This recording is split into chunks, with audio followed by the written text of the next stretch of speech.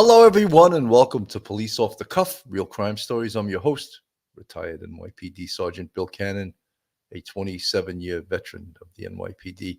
You know, guys, I sort of announced it yesterday. I made a short little video, but yesterday, October 31st, 2011, I retired from the NYPD after nearly 27 years. I say 27, it actually was 26 years, 9.5 months, but I rounded off. But yesterday, I was out, retired 13 years ago. And, everyone always says there's life after the police department. And I did a lot of different things, tried different things. I taught college for 5.5 years. Then I tried a little acting. I did stand-up comedy for 7 years, which landed me into this podcast, Police Off the Cuff, which takes a great deal of my time right now. And I want to thank all of you guys for finding me and being loyal and supportive fans, subscribers, friends of Police Off the Cuff, Real Crime Stories. So, yesterday we went on, myself and Mike Geary, who I love. Mike Geary, he's an unbelievable professor, retired NYPD sergeant. He does a great job, but he's sometimes, he teaches full time. He's a busy guy. So I decided to come on solo today. There was a few things yesterday that we actually, it was the day before that we perhaps missed, and one of those was what was mentioned. They talked about these decision-making coins, and I'm going to go into it a little bit more. But this was found in a text message that was submitted, believed to be from Maddie to Stephan. And we'll get into that a little bit more later, because many of the things that we hear about in this case, it seems like some of it is conjecture that we can't totally prove. And I don't like to put anything out there unless it's usually from the police source, but they've been very slow and very careful in releasing many things, which is part of what the police are supposed to do. They're not supposed to put everything out there. However, the state of Florida is very, very open. After they vet and they redact certain things from some of these documents, the Freedom of Information law requests come out and they release a lot of these documents. So in this case, we know so much more than many cases where the police and the investigators and the district attorney, the prosecutor, would hold these things very, very close to the vest. However, in this case, many things have gotten released. Now, why are we all hanging by a thread, wondering what's going on with this case? The evidence in this case is so strong. If they didn't even have the murder case, the 60 felony case against Stephan Sterns in regards to those images found on his phone would put him in prison for the rest of his life. So then why were we caring about this? Well, I think we all want to know what Jennifer Soto's involvement is in this. And we're not satisfied with the proffer she got, which, was, tell us what you know, we won't charge you. Well, they won't charge her for what she spoke about the day she was interviewed. But if they discover some other evidence independent from what she spoke about, she absolutely can be charged. And then we hear other conjecture from other channels that she checked herself into a mental hospital. Is that in fact true? It's not verified anywhere from the police perspective. I'm not sure. Would it make sense? Yeah, that would protect her from further investigation in regards to being interviewed. But the other thing is that she has an attorney. So the police and the investigators can't just go interview her at their leisure. I can't believe I said that's the English leisure, right? I mean, Great Britain pronunciation. And I'm from New York, so I usually say leisure. Leisure. Okay, anyway, that's not funny. So, folks, hold on to your hats. Hold on to your perspective. Hold on to your point of view. Hold on to your opinions, because you're about to enter true crime from a police perspective. You're about to enter the off the cuff zone, the police off the cuff zone.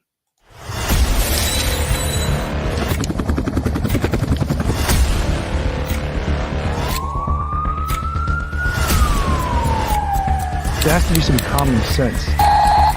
They were the ones who called 911 to get him help, and now they're calling for change.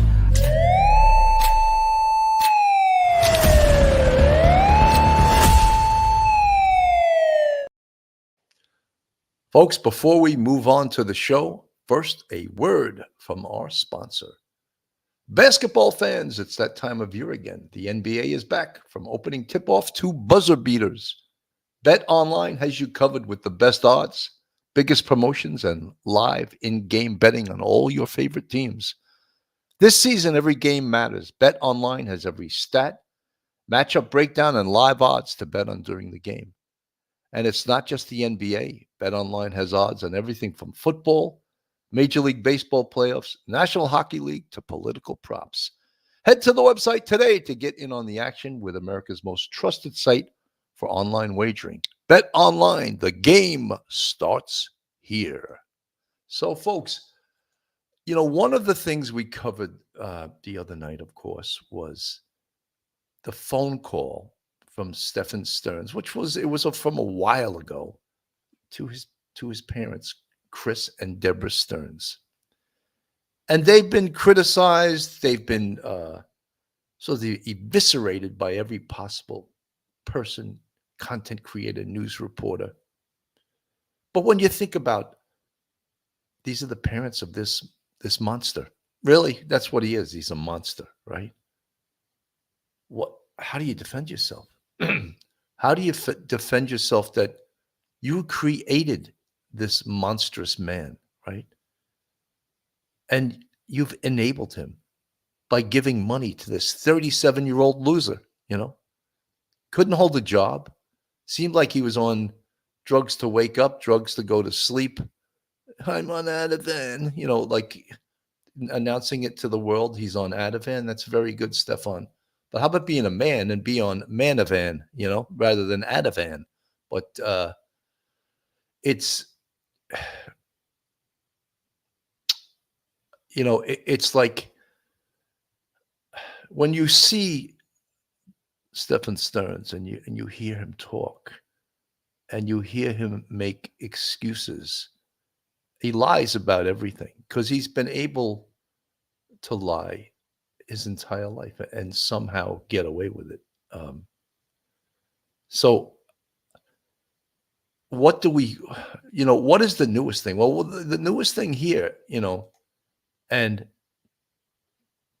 this has been suggested very early on in the investigation. Was Madeline pregnant? And allegedly, this was dispelled a while ago, that the family said, oh, no, we were told she was not. But they may have just said that to get everyone off that topic because it was uncomfortable. But some of the evidence that we have now, it appears that could be a distinct possibility. That, yes, there is a possibility, because why did Stephan Sterns, who had been gone for 2 months, didn't show his face in Kissimmee, was living with his parents like the loser he is, why did he all of a sudden rush back to Kissimmee? And his behavior, and Jennifer Soto's behavior, things that we really need to question. And when we see these coins, these decision-making coins, and if you look them up on Amazon, they're coins, that's the very coins you see on the screen. What are you going to do for the newborn baby? Mom's turn, dad's turn. You see the little meme on the screen.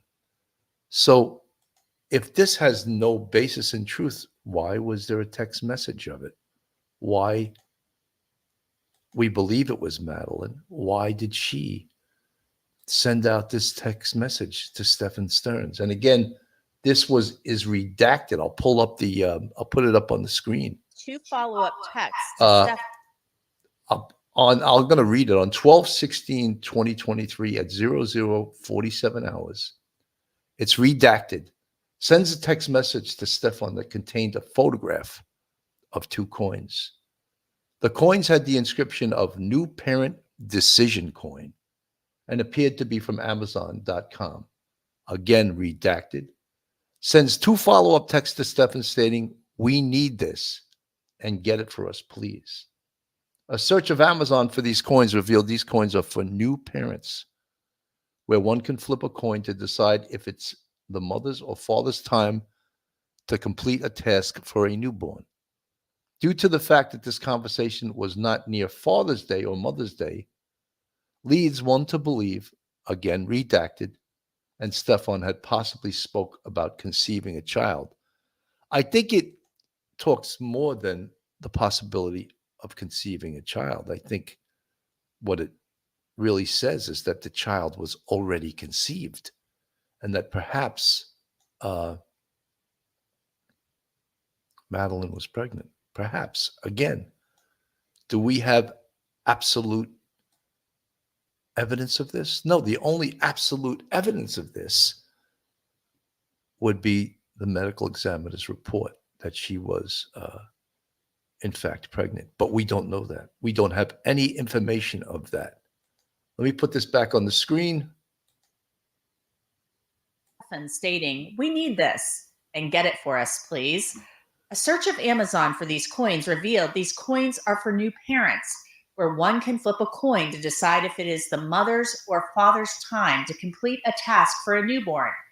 Due to the fact that this conversation was not near Father's Day or Mother's Day, it leads one to believe that Madeline and Stephan had possibly spoken about conceiving a child. Now, if this is true, it's a big wow moment. Maddie was a kid, and there has been speculation that she may have been pregnant since she had possibly missed her menstrual cycle that month. We still don't know if that's true, but her mother was questioned about it. Those coins look like this on the Amazon website. And that's it for this episode of So, again, this information has been around. Obviously, see, the date of it was December. So one of the reasons I bring this up, would this be motive for Stephan Sterns to commit murder? Would this be a motive? 100% it would be. And what it also begs to ask, how could Jennifer Soto not know about this? I think it brings her right in, doesn't it? That if this is in fact true, that Jennifer Soto 100% knew about this. How could she not? Look, we talk about all the things that are peculiar in this case, right? Joanne Gardner, Bill Plunder showed these messages were from Maddie to Stephan Sterns. I think the weird phone call his father mentioned on the jail call where Stephan Sterns needed anxiety meds ASAP was to do with the pregnancy. Joanne Gardner, 100%. You know this, I just don't like to report things until we could somewhat verify them. And I think this is as close to possible as being verified. The police, it was from a investigative document. It was released. Yeah, it was released.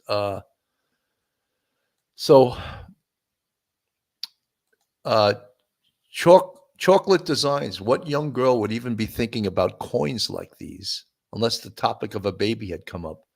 Poor Maddie.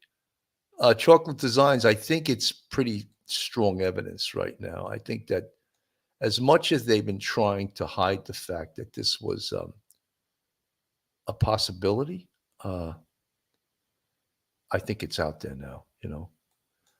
Helen, someone from the chat, ultimate motive and staringly obvious, in my opinion. Helen, someone, I think you're absolutely right.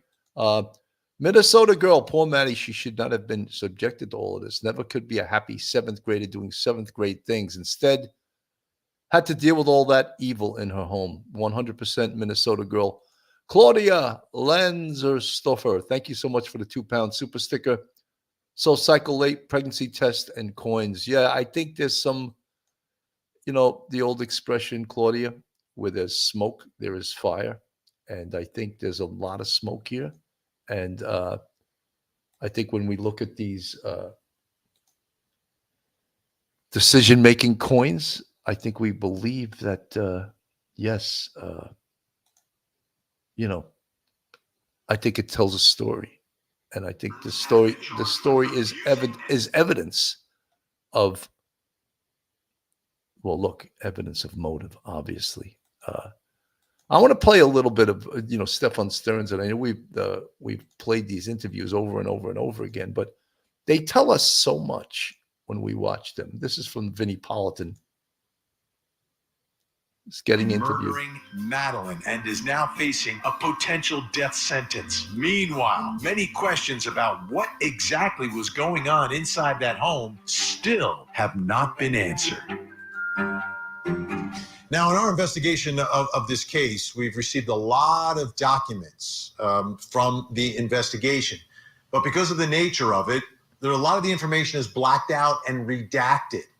And sometimes those redactions add to a little bit of confusion about exactly who is being spoken about.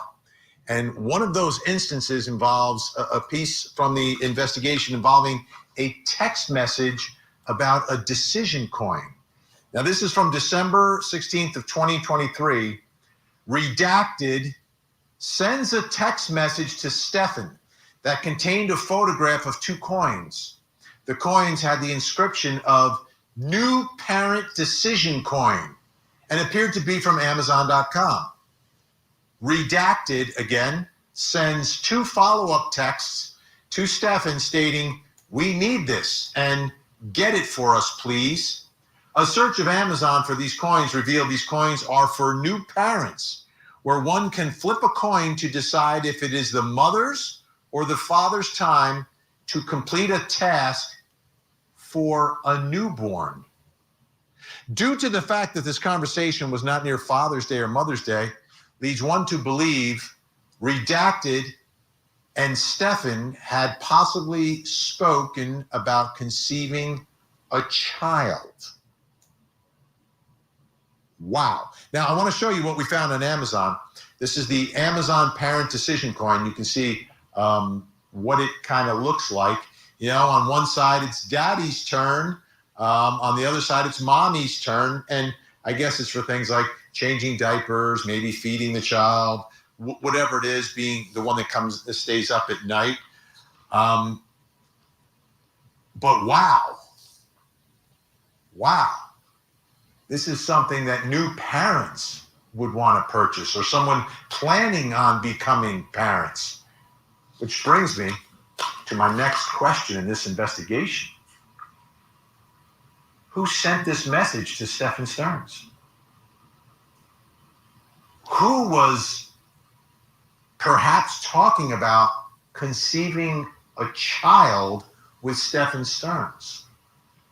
So those are some of the questions. I'm reading in some of the chat that, I thought that it was confirmed that she wasn't pregnant. Well, unless we see the actual paperwork from the medical examiner's office, which we haven't, and they put out what they want because they're in with the police and certain things they don't want. And we were also told that in the state of Florida, it's unlawful to release that information of a minor. So it really hasn't been released. So whatever paperwork we've seen, we cannot say, oh, that's confirmation. Why did it take so long for these decision-making coins, the text message to this? Why did it take so long to come out? Because someone filed a Freedom of Information Act, FOIA or FOIL, Freedom of Information Law, and it was released. But these were from December. All right. So some of this information comes out very slowly, doesn't it? Comes out very slowly. And then Many people that think that, oh, this person put this out, this person, it had to be true. Well, the only really absolutely true thing that we can vet is when it comes out from a law enforcement source, either the district attorney or the police. Without that, we can't really say, oh, this is true, that is true. We can't say that. So we have to wait to decide, what information is vetted, what's not vetted. And as you see on the screen, the question we all ask, and we thought it was answered because the family said months ago that, oh, she wasn't pregnant. So many of us, we said, oh, well, that's from the family. But what a huge, huge embarrassment for anyone. Do you think they want that to be out there, that Madeline was perhaps pregnant by this 37-year-old monster named Stephan Sterns, and that it was under the roof of her mother? Do you think that the family or anyone wants that out there? I don't believe so. So it's something that we have to question until the real source comes out there. When we also remember the interviews with Jennifer Soto. Show me one bit that you prioritize her over him. And that sucks. I have the most revealing moments from the newly released interviews. Thanks for joining me for Crime Fix. I'm Anjanette Levy. We've heard a lot of the interviews from... So, the interviews of Stephan Sterns, the interviews of Madeline Soto, and of course, the evidence. We see some of the evidence from this case is absolutely unbelievable. We're along 192. 192 is a big road. It is, and honestly, it all looks the same to me. So I've been asked, do you remember what plaza you were next to, what color? And I'm like, I'm ADD as it is, and I was in a medicated fog for the better part of a week. I'm lucky I remember what color I'm wearing right now. Now, this will become important later because that flat tire led to a tip from a man saying he saw a man matching Sterns' description, changing a flat that Monday. That tip led to the discovery of Maddie's body at a farm. The detectives asked Sterns about Maddie on the way to school. Going back to school, how was she like on the car ride there? She calmed down, sleeping. Sleeping along the way, she does that. How often have you? Not often, honestly. This might have been my third or fourth morning school run. I'm not normally the one to do it. Detectives later said that Maddie was dead in the passenger seat of Sterns' car when he left the condo complex with her that morning. The sheriff would also say they had video of Sterns taking trash out that Monday morning, and the detectives asked Sterns about taking out the trash to see what his response will be. Did you take any trash out from the apartment? The night before, I think I did. You notice how he looks up to the sky as if the heavens are going to give him the answer? That's a clear indication of a liar, looking up to the sky, that's going to give him the answer. It's also giving him time to think of the lie that he's going to tell. This is all in the video that we're watching right now. So, Stephan.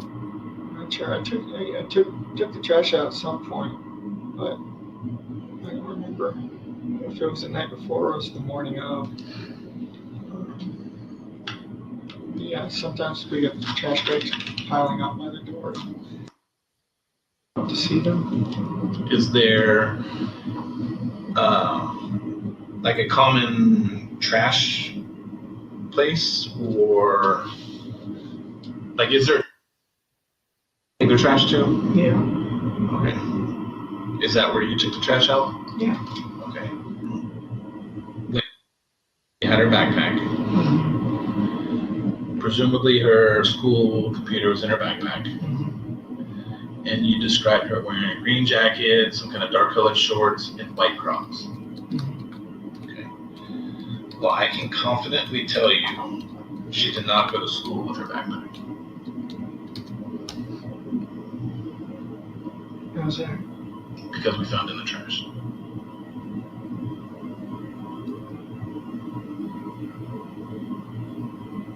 So, Stephan, here's what I'm asking you and pleading with you is to dig down and do some soul searching.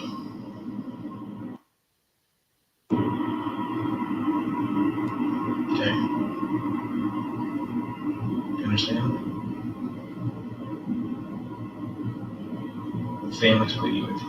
I'm pleading with you because this is that we need to find. And it's, as more time goes by, it's tough. I have kids, he's got kids. And this little girl's out there somewhere that we need to know where.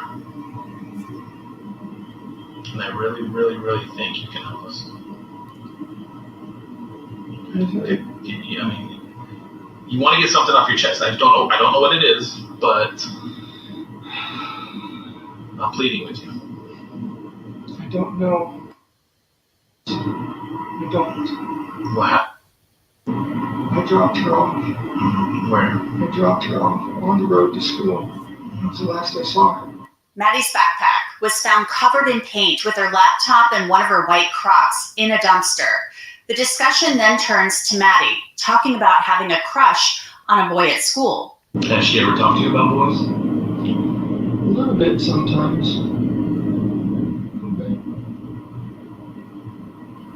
Has she ever, because I asked Jennifer the same thing, has she ever disclosed to you about being sexually active with boys? No. You know, she's never been sexually active with anybody in the past. Not that I'm aware of. You saying she's not allowed to have boyfriends or anything like that? She has crushes. She likes them. Alright, have you and her ever exchanged, like, do you guys exchange text messages? How do you guys communicate? FaceTime. She'll FaceTime me at night when I'm not around before bedtime to say goodnight. The detectives then decide it's time to confront Sterns with evidence that they found on a Google Drive connected to his phone. The state attorney says the drive contained more than 1,700 images of Maddie engaged in sex acts with Sterns over the years. Remember what I said earlier? They're not asking any questions that they don't already know the answers to. From what I understand, that you gave the deputies consent to look through your phone. You did? Okay. And you voluntarily gave it to them so they could bring it here to do the extraction and stuff like that. Okay. What do you think was on the phone? Text messages. Emails. All that stuff. Pictures? Oh, yeah. What kind of pictures were on there? Training card pictures. Lightsaber pictures. Disney pictures. Do you have a Google account? Yeah. You know, we spoke, myself and Professor Mike Geary did an entire show about this interview. And as much as I like the detective who does most of the talking, I felt that they missed an opportunity. I felt they needed to go at him much harder and go at him with truths that they knew, truths that they could confront him with. They just started doing this now, but they weren't doing it for the murder.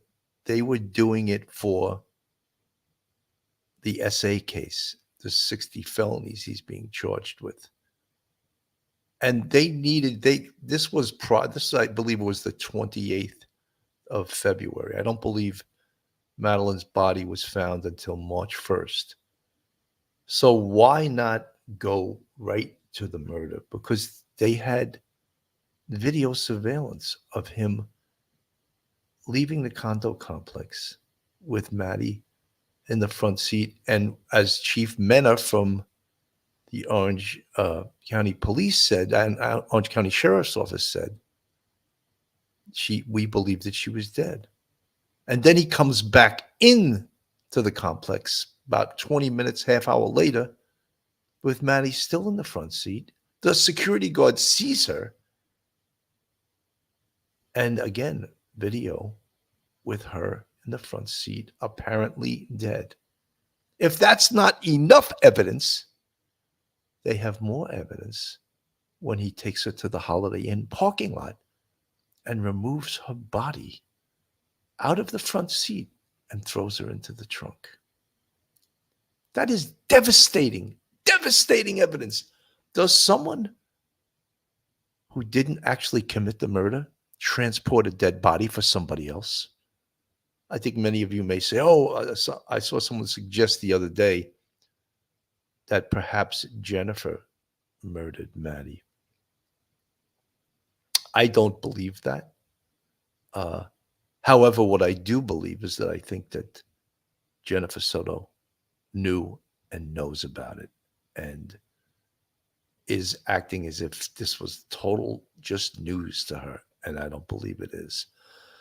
Folks, this is Police Off the Cuff, real crime stories. If you like real crime, true crime from a police perspective in the right location. And if you're not subscribed, go on right on the screen, hit that red subscribe button, give us a thumbs up, ring that bell, share us with your friends and your family.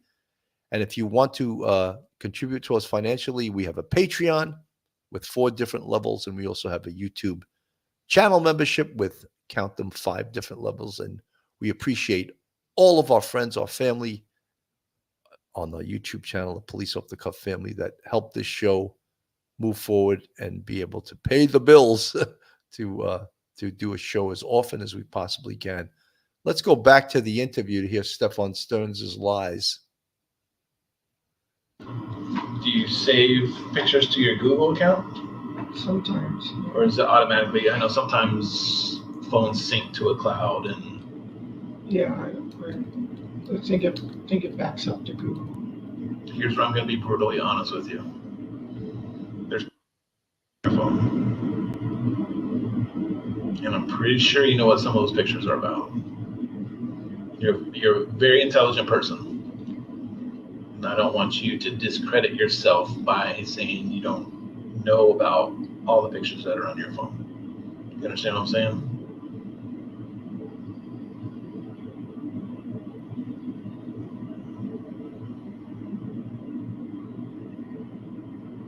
So do you want to add to the list of pictures?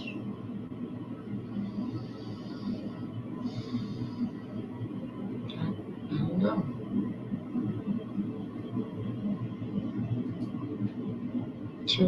Should I be talking with a lawyer? Should I be talking with a lawyer? I can't answer that question. My sole purpose right now is to see if I can find, and I'm really hoping you can help me. Okay. Well, I'd like to try to help, but I feel like I should probably have a lawyer present at this point. So you want an attorney? Yeah, I think so. Okay. That can happen. I want to let you know you're not free to leave. You're being detained, okay?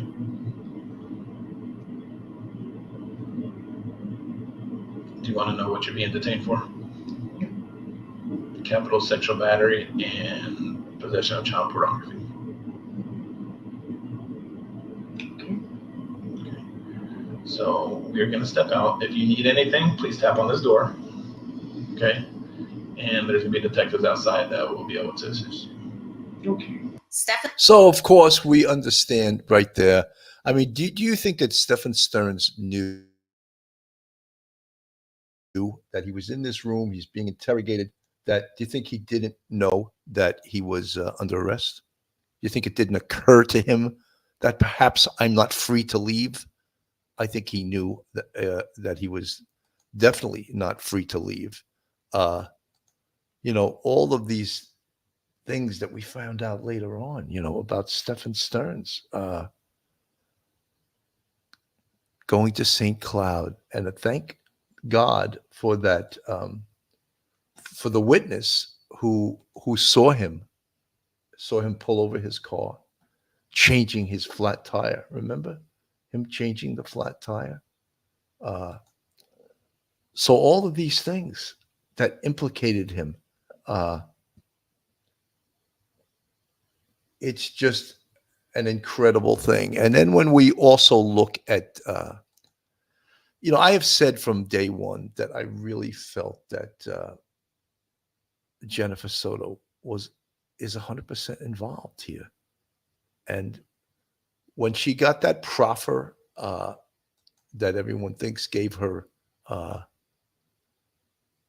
total immunity, which it does not.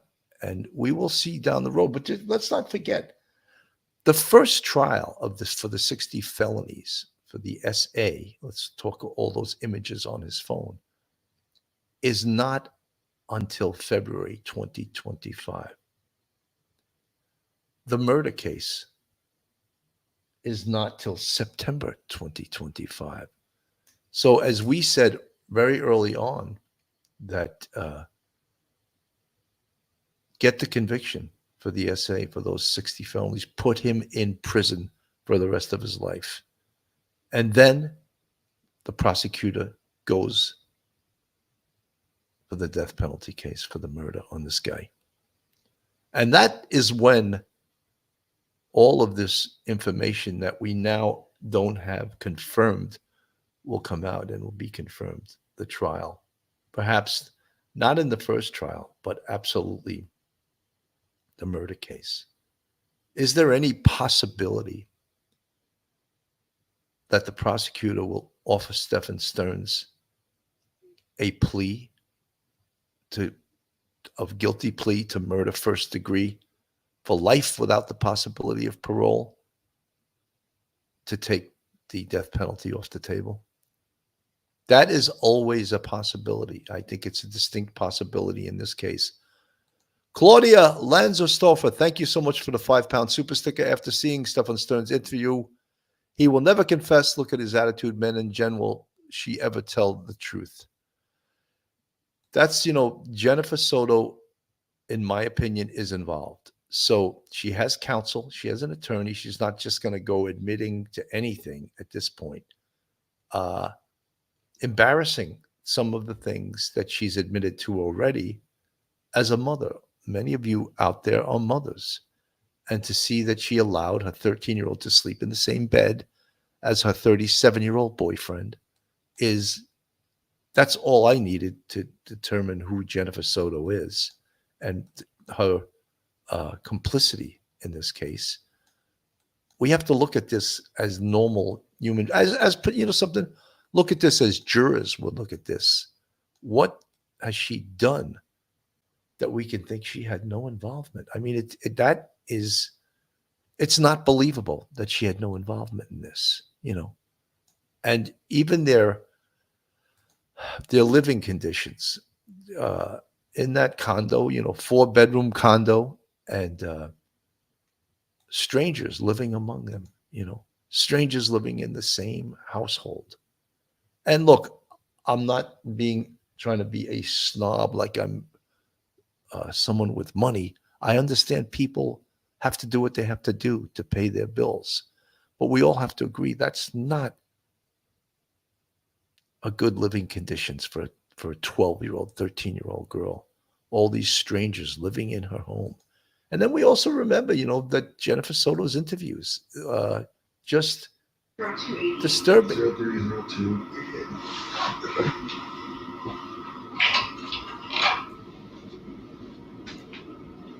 Is that a birthday? My birthday. It's your birthday? Yeah. My birthday's tomorrow. Right. Today's the first. I didn't even know.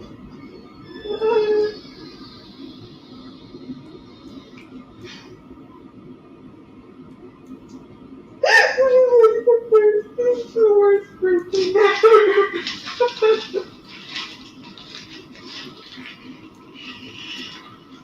Are those crocodile tears or are these real tears? Are these tears she's crying for herself or for her dead daughter?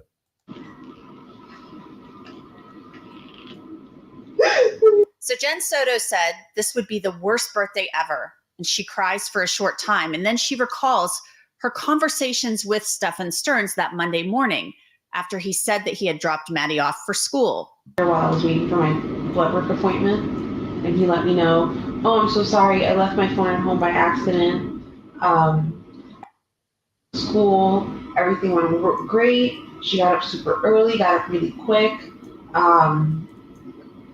She slept most of the way in the car. I asked her multiple times if she wanted McDonald's, but she said no. Because that was the plan, was that they were going to stop at McDonald's that morning to go get breakfast. And he said that he had gone to the vape shop and they were closed and they didn't open. So he waited there for a while and left, and then said he was going to go back later.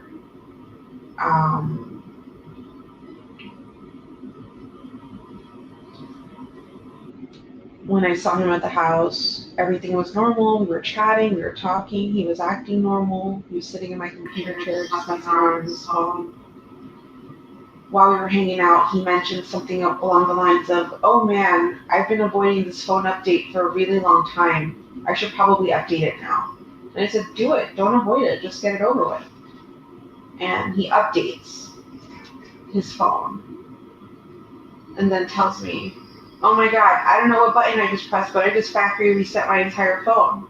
And I said, how the hell does that happen? That gives you options now when you reset your phone? He goes, yeah, apparently I wasn't paying attention and I just pressed the button and it happened. And I said, oh, that's unfortunate. That sucks.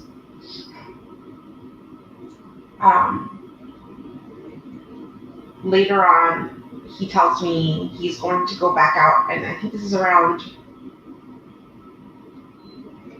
12:30, 1 o'clock. Of course, the cops think that Stephan Sterns factory reset his phone on purpose to get rid of those photographs. Now, it was on that trip out that Stephan Sterns said he got a flat tire. That flat tire, as I mentioned earlier, would lead to the discovery of Maddie's body at a farm because a man called in a tip saying he saw someone matching Sterns' description changing a flat at the farm where Maddie's body was found. That happened after this interview with Jen Soto. He told me he was going to go out cruising that night to go look for her. And I said, I even questioned that. I asked him, are you sure it's a good idea? You should probably sit tight. Let's just wait to see if she comes home. And he said he was going to take a drive out. I had completely forgotten about him wanting to take the drive or that he actually did it. And it wasn't confirmed to me until the following day where agents came to the house and we sat in the car for a good amount of time. And I noticed the chair was adjusted. And I said, did you drive my car? And he said, yeah, remember I said I was going out last night? That's right, you did say that. Now, on Wednesday of that week, Jen Soto said that she and Sterns spoke to reporters. She said she contacted a news station the evening she reported Maddie missing. But she said Sterns cried during one interview, actually breaking down and sobbing. At the time I thought he was truly heartbroken and not that he had done all this shit to her. Like, I look back at shit now, I'm just like, he was fucking lying. He was fucking faking. What else has he been lying to me about? I know he's like a master liar and manipulator because he's done it to his parents, and he's told me and shown me the lies he's done to his parents. But I don't know why I never thought, not me. The lies are about money, they're about where he's at, what he's doing, what's he... Yeah, all that. To his parents? Yeah, he's stolen money from his parents. They used to have a few $1,000s hidden in like a closet for emergency fund kind of thing. And during COVID, he stole, like, he wanted RC cars. See, if he wants something, he's gonna get it. No matter what. Now, one thing that the detectives can't seem to understand during this interview, and they try to get Jen Soto to explain, is her primary concern appearing to be for Stephan Sterns and not for Maddie. For instance, she suggested that Stephan Sterns get a lawyer. I started saying to him, like, I think they're focusing in on you. Like, we need to call your dad, and I think we need to get you a lawyer. I feel like they're focusing on the wrong person. And he kept saying the same thing. He kept repeating what I was repeating. That they're focusing on the wrong person. That is just absolutely unbelievable, that her daughter is missing. And at this time, anyone that had half a brain would realize that she wasn't just missing, but she was dead. And Stephan Sterns is the person that killed her. But yet, Jennifer Soto is more concerned with Stephan Sterns. That whole thing about calling his dad, let's call your dad and get you an attorney. You need a lawyer because they're focusing on you. Yeah, they're focusing on him because he murdered your daughter. It's when you really paint a picture of it, and you realize that her behavior is just absolutely crazy. It's just absolutely crazy that she's more concerned with Stephan than Madeline. And that disturbs me. And that's why I have said from the very, very, very beginning that I think Jennifer Soto needs to be charged. I really believe that she's involved. I'm so glad I'm hearing from you now. Yeah, I'm sorry I wasn't able to call you all weekend. They had us on lockdown, so no one was able to do anything. Were you expecting these charges? No. The murder charge? Oh, well, we know you're not. Okay, so you got blindsided by that? Yeah. Obviously, it's not true. I never would have wanted her gone for any reason, so, premeditated first degree is kind of a dick punch. Yeah. No, I was wondering if you had any updates or anything. Nope, we haven't heard a thing. Just, speculation that she's been hiding, put in an institution and hiding in an institution. At her lawyer's request. Yeah. I mean, are you cooperating with? This is a conversation between Chris Sterns, that's Stephan's dad, and his mom, Deborah. And just, when you listen to Stephan Sterns speak, you can hear his voice is different in this than when he was, I'm so messed up on that event. He changes his voice a little bit when he speaks to his parents. It's a little bit stronger, especially when he asks them for money, Police about her participation in any of this stuff? There's been no opportunity for me to cooperate with anything. As I understand, the police keep saying that I'm uncooperative, but they haven't asked me anything to cooperate with, so whatever that means. So your attorney isn't approaching them and saying, my client would like to speak with you? No, my attorneys are pretty much saying to keep my mouth shut until the trial starts. Well, okay. Okay. I don't know why they were going to wait for the trial, but that's their business, not mine. They don't want anything to hurt my chances. Yep, understand. Obviously, this confirms that they're artificially inflating everything up as high as they can possibly do it. Yeah, they are. Yeah. So I don't know what the plan is there. If they're just trying to scare me into pleading down, or I don't know. No, they're not. Okay. They're just trying to hurt me as much as possible. Are you able to share the Saturday night before you left for Kissimmee? You were pretty upset about something. Did it have to do anything with the Kissimmee and the events that took place the next couple days? No. Okay. No, I was just stressed out about money and job and everything like that. Some woman got on a YouTube thing and said that you weren't even at the party. Party? Yeah, her birthday party. Yeah, I haven't gotten there yet. I went up there Sunday evening and got there after she was done at her party. Oh, okay. And we were very happy that I was there. We were very happy that the three of us were together. It was shaping up to be a great week and a great visit. There was no reason for anything to happen that happened. Is there some explanation of I came up Wednesday morning, met you at the hotel early in the morning, and is there some explanation why you left and went where you went? You know, folks, just one of the things I want everyone to realize is that this conversation is being recorded by the jail. Obviously, we're listening to it right now. But knowing that, why, as a parent, why would you discuss anything pertinent to the case? And I think that Chris and Deborah Sterns, they want to know for themselves, but they've been apprised of the evidence against their son, Stephan.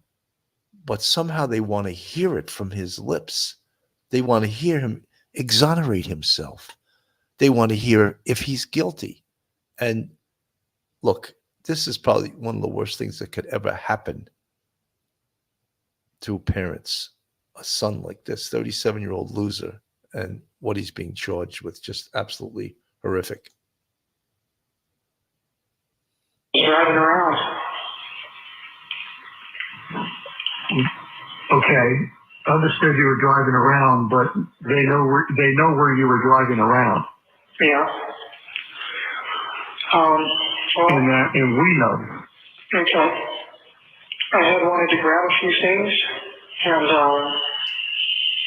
get my ducks in a row, kind of prepare myself for whatever was coming, but I couldn't find what I was looking for.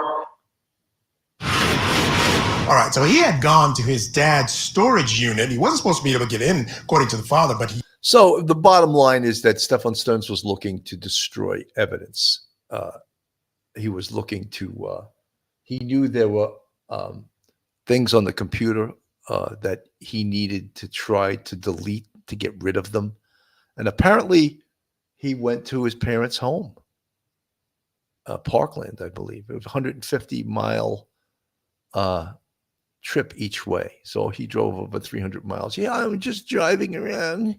I was just driving around thinking, as I do. I was just meandering, like he's such a piece of garbage,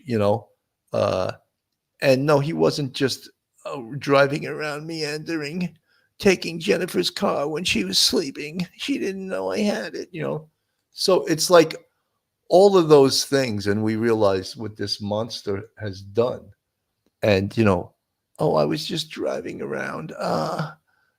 He wasn't just driving around, he was on a mission. He was on a mission to destroy evidence against him. And like all the things this loser has done in his lifetime, he was unsuccessful at it because he's a loser. He can't do anything right, And we remember the interviews and the interrogation by that female detective, Martha, I believe her name was her first name. And, we heard all of Stephan Sterns' lies and his excuses. We were making good time to McDonald's. They never got to McDonald's. And, when you're driving someone to school that's 20 minutes away, is really making good time have anything to do with it? It doesn't mean a damn thing. It takes 20 minutes to drive. We were making good time. Dude, what is the bullshit you're telling us here? Absolutely means nothing. You're making good time. Helen someone, he was meandering aimlessly. Yeah, he uses a lot of great little words. I love the one, I'm really not a shutterbug. I love, but you took 35,000 or 1,700 images, but I'm really not a shutterbug. I'm just a bug, unbelievable. There's some of his earlier interviews of Stephan. Made amazingly good time. I don't mean to interrupt you, okay? Neither of us were here yesterday, so if you can be kind of like specific about like times and stuff like that, okay? Woke up around 7:15, somewhere around there, which is an early start for us, but she had we had talked about getting McDonald's breakfast beforehand, so we wanted to make good time. We wanted to make good time. We wanted to make good time because McDonald's was like 15 minutes away. Good time. We got out the door maybe 7:30, 7:45ish, maybe. Got over to that area. She was asleep in the car most of the time, just snoozing until we got there. We got to McDonald's. We're close to McDonald's. I said, "You still want it?" She wasn't interested in the McDonald's anymore, so we continued on. And she wanted to be dropped off a little down the ways from the school. She's got this phase that she's been into lately where she's very particular about what car she's seen getting out of in front of the school. My cars are, I guess, kind of hoopties. I get it. It's an image thing. But that was sometime probably between 8:20 and 8:40ish. Somewhere in there. It was along the stretch of the road that on the right side that has all the communities on it. Before you get to the overpass. You could see the overpass from where it was. So it was on that side on that stretch of road, and that's where I dropped her off. She said she was going to go wait for her friends. She was going to go find them and hang out and wait for her friends. And I asked if that was going to be okay. She said, "Yeah, it's fine. Kids get dropped off early enough as it is. It's not totally unusual for that to happen. It's just not usually that early." You know, one of the things that the police knew minute one was there's almost no place on this earth. Well, I shouldn't say that, but there's very few places that you can go to in this world that don't have video. So the location that he said that he dropped Madeline off, very shortly after that, they knew he was lying because they checked video and he never dropped her off. But he kept insisting that he dropped her off. In fact, I think they may have even created a ruse very early on saying, "Oh, yes, we saw her." They just told him that to see what his reaction would be. And they never, ever saw her dropped off, obviously, because she never was dropped off. So he's just continuing to make up these stories as he's interviewed. So early that I dropped her off. I do school runs every once in a while for her. I said, "Okay, let her out. Have a good day. Love you. Thanks. Love you too."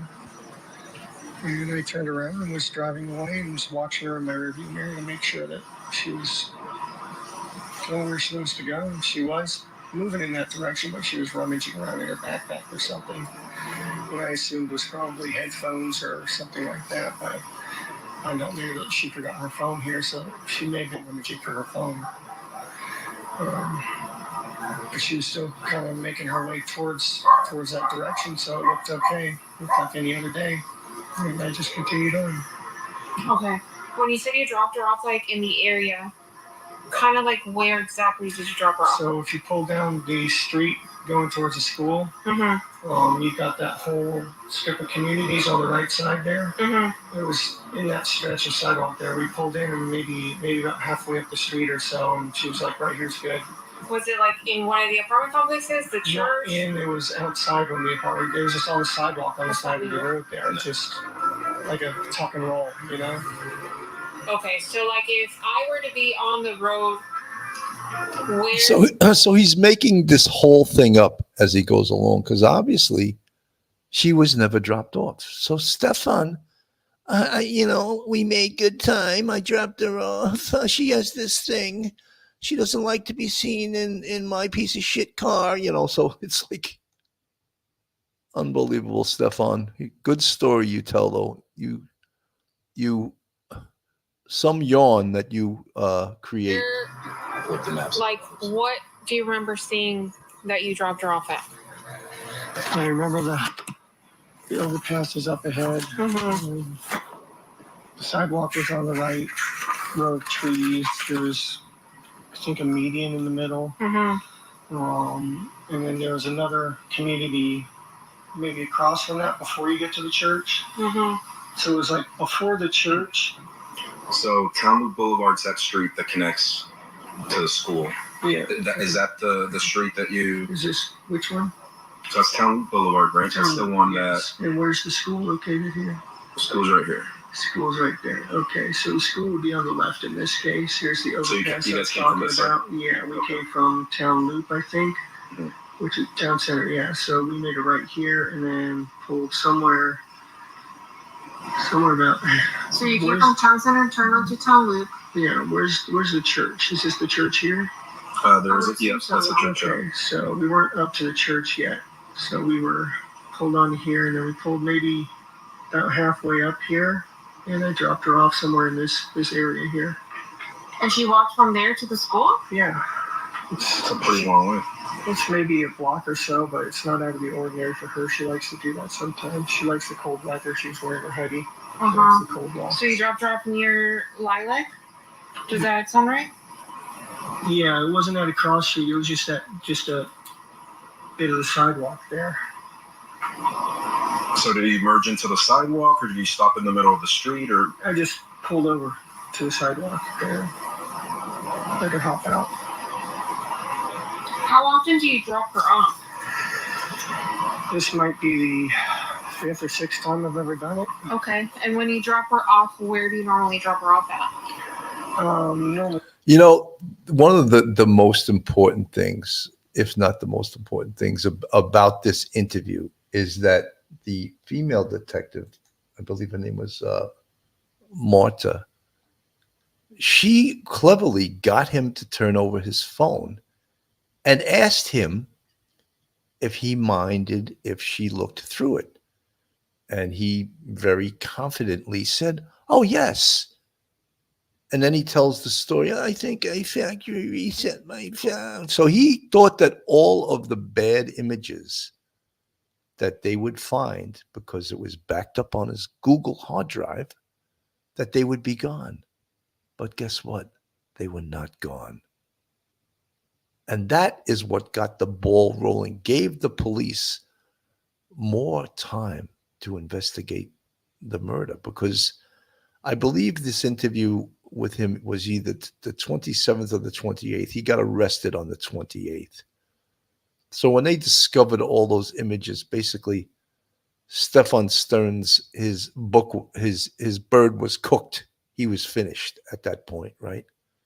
And then they started collecting all the evidence. And some of the evidence that I said was most important, of course. And again, when we talk about things that have yet to be released, this is one of the most important pieces of evidence right there. And what I put up on the screen is a picture of Stephan Sterns' hand, which no doubt was injured by Madeline fighting for her life. So his DNA will be under Madeline's fingernails. And the pathologist will already know that, will already have gotten that evidence. And he says, "Oh, I caught my hand between the tire and the jack, between the bumper and the jack, and that's how it could have been much worse." You know, no, you got it because a 13-year-old girl was fighting for her life as you strangled her. That's where you got those injuries from. And let's not forget, they took other photos of his entire ugly body. And the evidence that the police have against him is just insurmountable. So going back to the very beginning, we asked this question, and I cannot confirm it, but based on the text message that was from December that was sent from Madeline to Stephan Sterns, it appears there is a possibility that she was pregnant. That new parent decision coin, we spoke about that. There it is up on the screen. Why would you send that to someone unless you were and he was the father? This is not conclusive, but many believe this is the motive. And this was also potentially the reason that I believe that Jennifer was also involved. Sheila McIntyre from the chat, in early stage pregnancy, perhaps 6 to 8 weeks, this wouldn't be visible yet. So further investigation by the coroner has to be performed. Sheila, there's no doubt the coroner knows. There's no doubt the police know. They cannot release that information probably till the trial, because Madeline Soto, again, is a minor, was a minor. Ashley from the chat, he covered his hands in his pockets. Yeah, Ashley, much of his body language is the body language of a guilty person. Absolutely.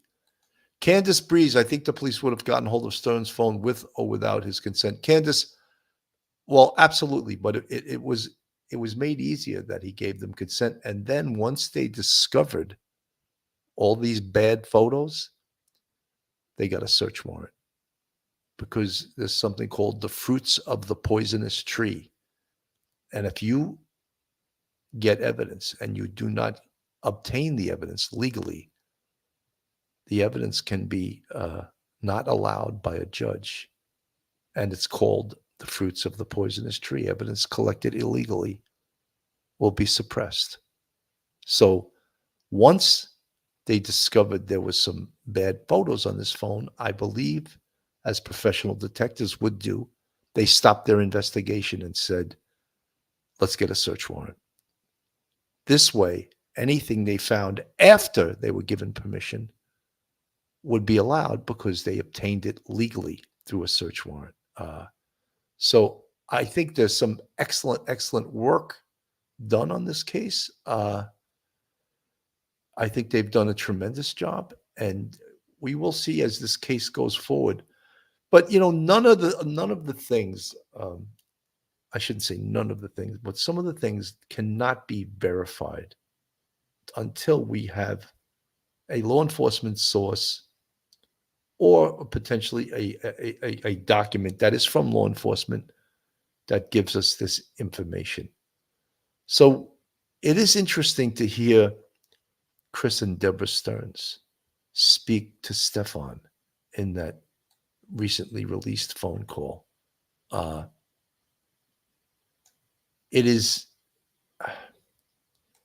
It's sort of heartbreaking, but I can't be totally sympathetic towards Chris and Deborah Sterns. I just can't help but feel that they created, enabled, and somehow encouraged this monster to become the monster who he is, who he was, because he will never, ever hurt anyone again because he's never, ever going to be free again. Kylie K. Cosmos from the chat. I want to know who actually buys this and uses it. It looks like a dumb trinket with zero functionality that Stephan would like. You're talking about those coins, Kylie? Yeah, I mean, well, it's a clever thing by Amazon. Amazon's in business to make money. So, this case will be moving forward. More and more information will be getting released about Stephan Sterns talking to his parents from jail. It just so I can't say breaks my heart, but when this 37-year-old man is saying, "Oh, could you put some more money in my commissary account?" and his father says, "We don't have much money now. It's going to be very difficult for us to keep putting money in there. We're broke, And there's this 37-year-old loser who's been draining his parents for years.